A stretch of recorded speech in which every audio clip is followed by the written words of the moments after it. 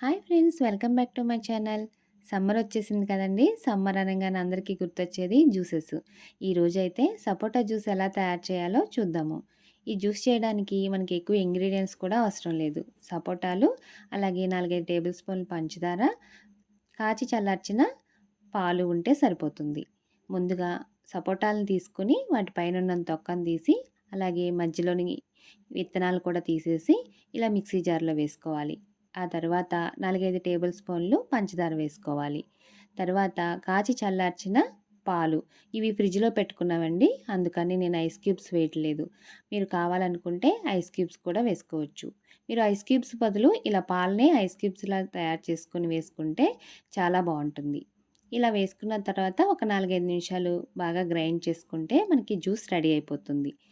ఇలా రెడీ అయిన జ్యూస్ని గ్లాసులో పోసి సర్వ్ చేసుకుంటే మనకి చల్లచల్లగా సపోటా జ్యూస్ రెడీ అయిపోయినట్లే. మీరు కావాలనుకుంటే ఈ పైన కొంచెం బోర్న్‌విటాని స్ప్రింకిల్ చేసుకోవచ్చు. లేదంటే ఇలా కూడా చాలా బాగుంటుంది. చూసారు కదా, చాలా ఈజీగా సపోటా జ్యూస్ని ఎలా తయారు చేసుకోవచ్చో. మీరు కూడా ట్రై చేసి టేస్ట్ ఎలా ఉన్నదనేది నా కామెంట్ సెక్షన్లో తెలియచేయండి. Thank you for watching.